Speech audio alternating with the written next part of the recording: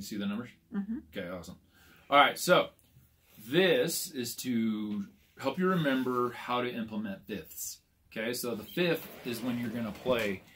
This is called your root note, the very first note that you hit, and then you skip a fret and you go down a string.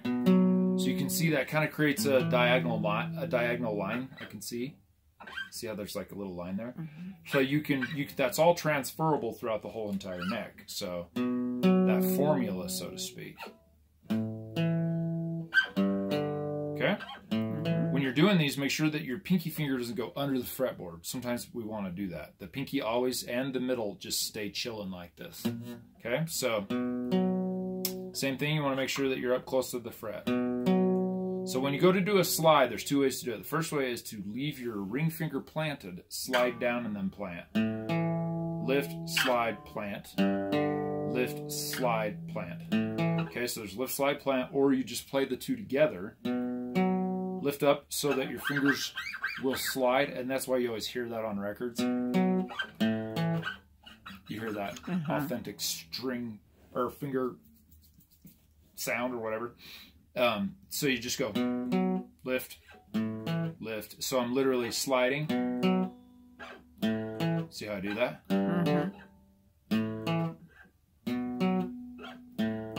So that's the other way you can do it. Okay. Okay, so you can also hit this third string. I didn't show you that, but I'll give you this little bit too. Sounds pretty cool. Then you would slide.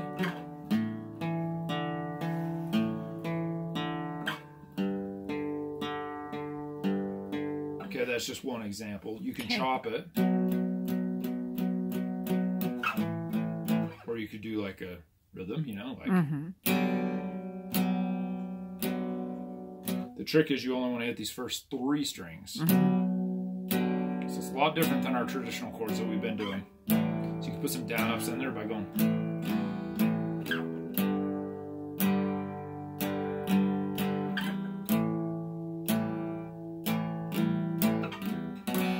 Okay, so that's the first part there. Then eventually we're going to drop that pinky into a power chord. So they're really fun. They are the basis of a bar chord.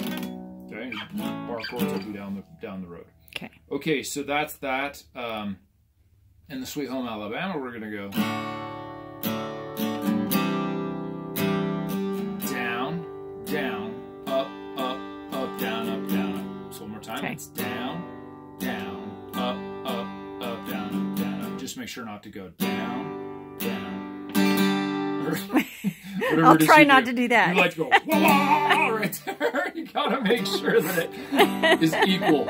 Otherwise, believe it or not, that one little, like when you look at a chord strum, or a strumming pattern rather, even just one little upstroke or downstroke, if it's off, it's like a train wreck. Yeah. Okay. Sound like a sheet. Okay, so there's that, there's that, there's that. We talked about something else too. What the hell was it? Oh, this, right. So the A string, the D string, and the G string are is this exercise right here. So we're just going to go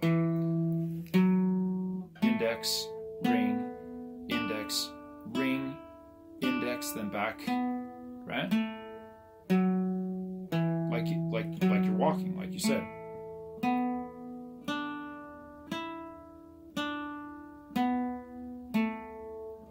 Because this pattern here is totally transferable also.